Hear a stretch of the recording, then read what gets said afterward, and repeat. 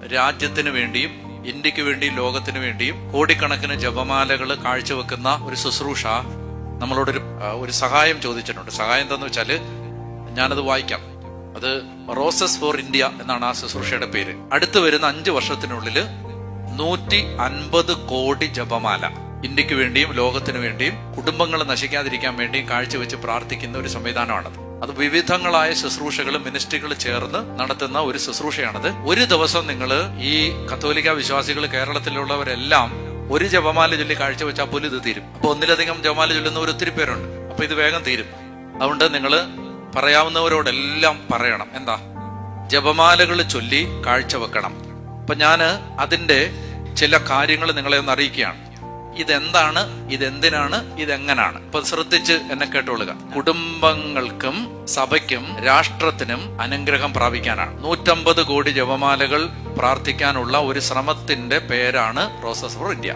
നാം ഒരു ജപമാല ചൊല്ലുമ്പോൾ പരിശുദ്ധ അമ്മയുടെ പ്രാർത്ഥനാ സഹായത്താൽ ഒരാത്മാവിന്റെ രക്ഷയ്ക്ക് അത് കാരണമാകും. നമ്മൾ ഒരു ജപമാല ചൊല്ലുമ്പോൾ ഇന്ത്യ മഹാരാജ്യത്തിലെ എല്ലാ കുടുംബങ്ങളും അനുഗ്രഹിക്കപ്പെടാൻ, കുട്ടികൾ ശരിയായ മൂല്യത്തിലും വിശ്വാസത്തിലും വളരാൻ, ഗർഭസ്ഥ ശിശുക്കള് കൊല്ലപ്പെടാതിരിക്കാൻ, സഭ വിശുദ്ധീകരിക്കപ്പെടാൻ, കൂടാതെ സഭകൾ തമ്മിൽ ഐക്യം ഉണ്ടാവാൻ, ഇന്ത്യ മഹാരാജ്യത്തിന്റെ സമഗ്ര വികസനവും അഭിവൃദ്ധിയും സംരക്ഷണവും, രാജ്യം ശരിയായ ദിശയിൽ മുന്നോട്ട് പോവാൻ, ഇന്ത്യയിൽ മരിച്ച കോടിക്കണക്കിന് ആത്മാക്കളുടെ ശുദ്ധീകരണത്തിനും നിത്യശാന്തിക്കും വേണ്ടി, ഈ നിയോഗത്തിൽ ചേർന്ന് പ്രാർത്ഥിക്കുന്ന എല്ലാ കുടുംബങ്ങളുടെയും അനുഗ്രഹത്തിന് വേണ്ടി. ഈ നിയോഗങ്ങളാണ്.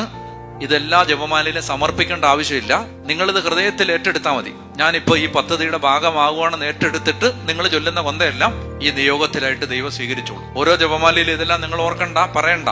ഒരു ആമയും പറഞ്ഞ് അങ്ങ് ഏറ്റെടുക്കണം. നിങ്ങൾക്ക് പറ്റുമെങ്കിൽ ഒരു ആമയും പറഞ്ഞ് ഏറ്റെടുത്തിട്ട് അടുത്ത് വരുന്ന 5 വർഷം, അതായത് 2030 150 കോടി ജപമാലകൾ ചൊല്ലാൻ നമുക്ക് കഴിയും. അപ്പൊ അതാണ് ആ പദ്ധതി. നമ്മൾ ശ്രദ്ധിക്കേണ്ട കാര്യങ്ങൾ. കുടുംബത്തിലെ എല്ലാ അംഗങ്ങളും പ്രാർത്ഥിക്കുന്ന ജപമാലകള് എവിടെങ്കിലും ഒന്ന് രേഖപ്പെടുത്തി വെക്കണം. അതായത് നിങ്ങൾ ഒരു 2 കൊന്ത ചൊല്ലിയാൽ നിങ്ങൾ ഡേറ്റ് ഇട്ടിട്ട് അതൊന്ന് എഴുതി വെക്കണം. അതുപോലെ തന്നെ അനേകരോട് ഇത് അറിയിക്കണം. 3 വിവിധ മിനിസ്ട്രികള് മുൻകൈ എടുക്കണം. 4മത്തേത് നമ്മള് പരിശുദ്ധ അമ്മയുടെ വിമലഹൃദയത്തിന് നമ്മളെ തന്നെ സമർപ്പിച്ച് ഉത്തരീയം ധരിക്കുന്നത് നല്ലതാണ്. അത് ഇതിന്റെ ഒരു അടയാളം പോലെ. ഇനി നമ്മൾ ശ്രദ്ധിക്കേണ്ട മറ്റു കാര്യങ്ങള്, നമ്മൾ ഓരോ ജപമാല ചൊല്ലുമ്പോഴും 14ാം നൂറ്റാണ്ടില് യൂറോപ്പിലുടനീളം ഭയാനകമായൊരു പകർച്ചവ്യാധി പടർന്നു പിടിച്ചപ്പോ, വലിയൊരു ജനവിഭാഗം മരിച്ചപ്പോ, പരിശുദ്ധ മറിയമേ എന്ന പ്രാർത്ഥന, നന്മ നിറഞ്ഞ മറിയമേ എന്ന പ്രാർത്ഥനയോട് ചേർത്ത് പ്രാർത്ഥിച്ചു.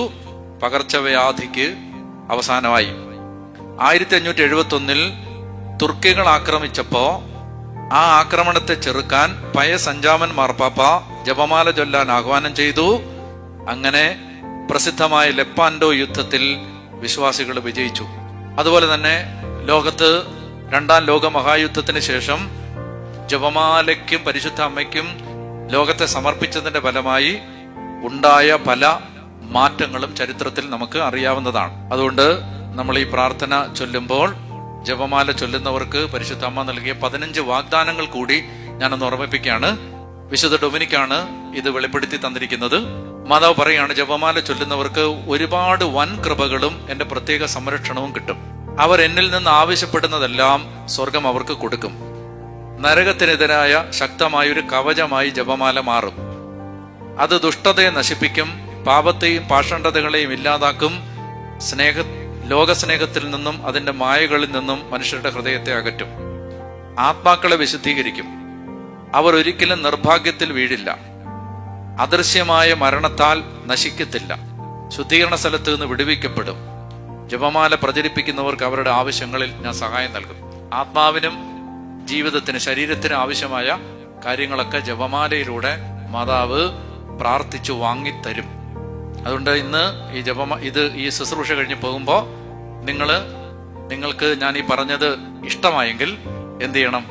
ഇപ്പോൾ ഞാൻ പറയുമ്പോൾ ഒരാമയും പറഞ്ഞിട്ട് ഞാൻ പറയുമ്പോൾ ഞാൻ നന്മ നിറഞ്ഞ മറിയമേ എന്നുള്ള പ്രാർത്ഥന ചൊല്ലുമ്പോൾ നിങ്ങൾ ഈ ശുശ്രൂഷയിൽ പങ്കെടുക്കാൻ ആഗ്രഹിക്കുന്നെങ്കിൽ, ഇത് കേൾക്കുന്നവര് നേരിട്ടും ഓൺലൈനിലും കേൾക്കുന്നവര് ആമയും പറയുമ്പോൾ നിങ്ങൾ ചൊല്ലുന്ന അടുത്ത 5 വർഷത്തെ എല്ലാ ജപമാലകളും ഈ കൂട്ടായ്മയുടെ നിയോഗത്തിലേക്ക് ചേർക്കപ്പെടും. നന്മ നിറഞ്ഞ മറിയമേ സ്വസ്തി, കർത്താവ് അങ്ങയുടെ കൂടെ സ്ത്രീകളിൽ അങ്ങ് അനുഗ്രഹിക്കപ്പെട്ടവളാവുന്നു.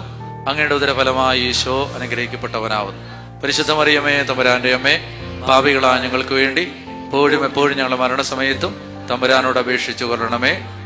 ആഗ്രഹിക്കുന്നവരെല്ലാം ഉച്ചത്തിൽ പറയാം ആമേൻ. അപ്പോ നിങ്ങൾ ഈ 150 കോടി ജപമാല സഖ്യത്തിൽ പങ്കാളികളായിരിക്കുകയാണ്. നമ്മളെ കർത്താവ് കൂടുതൽ അനുഗ്രഹിക്കും.